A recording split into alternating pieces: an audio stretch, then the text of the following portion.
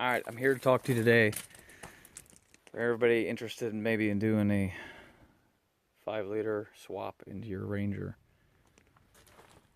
You might have some questions, but what I'm here to talk about is how to do it right. And everyone might have the different definition of what is right, but to me, what is right is doing it like Ford would have done it themselves. So what I mean by that is, I'll just show you what I mean. The inside of the truck looks stock to the untrained eye.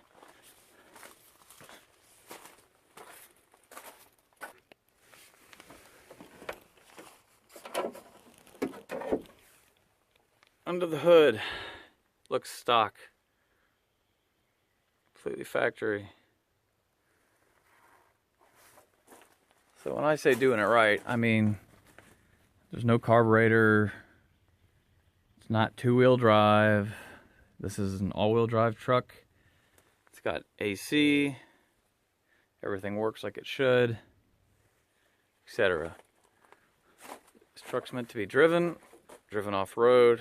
It's got plenty of power, you can tow, etc. Everything works as it should. All systems, no check engine lights, no ABS lights, etc. Everything works. And to make it that way takes a lot of time and a lot of planning.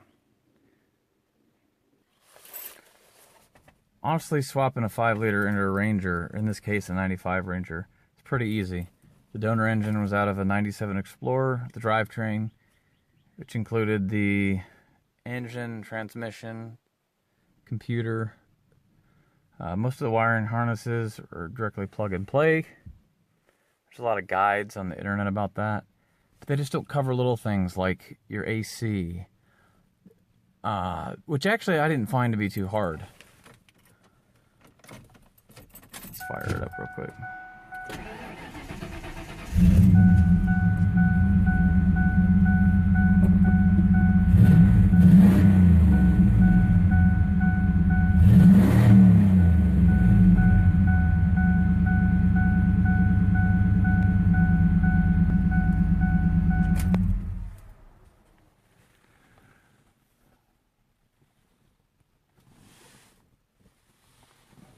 Not the best looking truck in the world. This is my beater truck, but I like it a lot.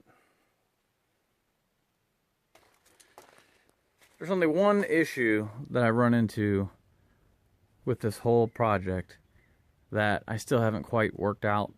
I know what I need to do, I just have to finish it. And that's the Evap system, which is the, basically, it's a emissions control system. It's your fuel tank pressure. It's basically what happens is there's a series of relays and solenoids that it's a sealed fuel tank, and when the pressure from the fuel vapor builds, it purges that pressure and lets it go into the engine. Long story short, the difference between an Explorer and the Ranger of these 2 years was that the Explorers had a fuel tank pressure sensor in the tank that took the readings and sent it to the computer. So the computer is always looking for the fuel tank pressure.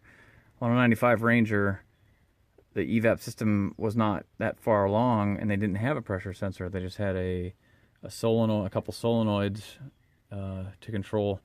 One was a flow sensor, a purge flow sensor on a 95 Ranger that let it know that there was actually fuel vapor flowing through the lines. Another one was the actual solenoid. Well, the Explorer had the solenoid, the flow sensor, and a fuel tank pressure sensor. So to make it work correctly, it requires adding that fuel tank pressure sensor. Well, the problem is the fuel tank on a 95 Ranger doesn't have a place to put it. So what I did to solve the problem is the fuel vapor line that runs to the front is just capped off, and if you just leave it like that, you'll build up too much pressure in your tank and it'll cause a whole bunch of problems. So what I had to do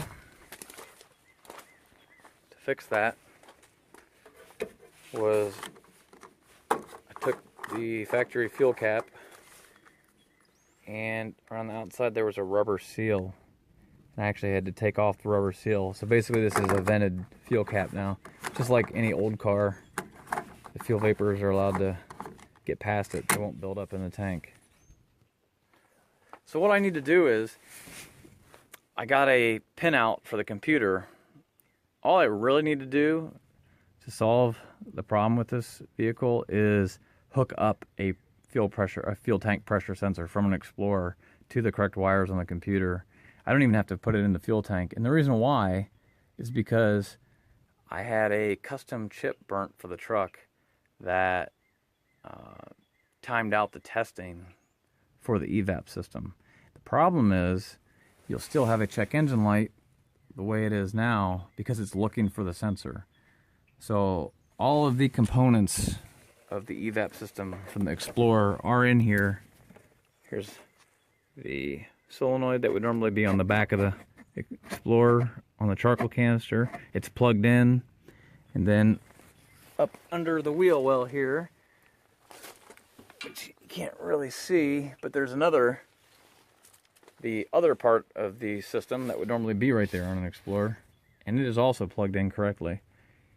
So the computer looks for two things. It looks for the actual solenoids to be there, like at a resistance for the solenoids, and then it runs tests to check that the system's working okay.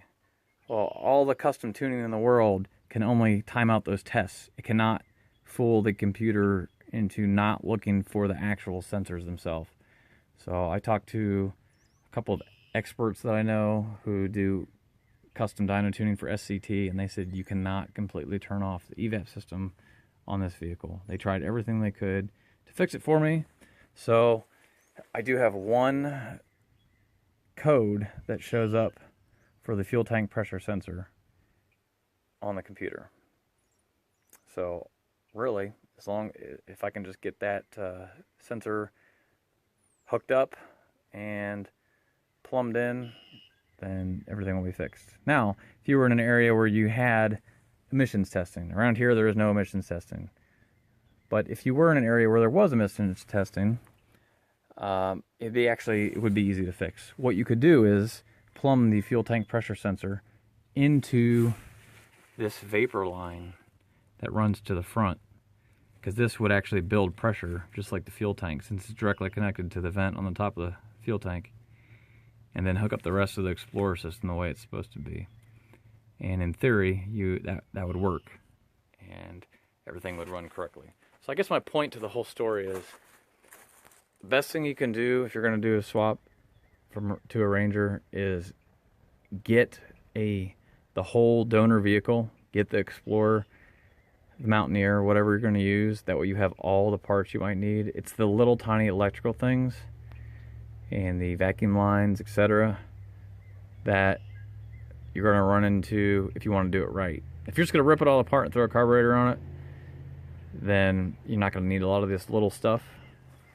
But if you want to do it what I consider right, and you want it to be factory, then you need. Alright, so just a little update video. I just wanted to talk about those few things. Like I said, with my swap from a 97 Explorer drivetrain, 5-liter all-wheel drive, into this 95 Ranger, like I said, a lot of the swap was done when I bought the truck. The actual engine transmission was in. I had to finish up all the little details, but very easy, except for all the little things to make it right, or what I would consider making it right. So if you have any questions, comments, maybe you're considering doing this yourself, leave a comment, like and subscribe for more videos. Thanks.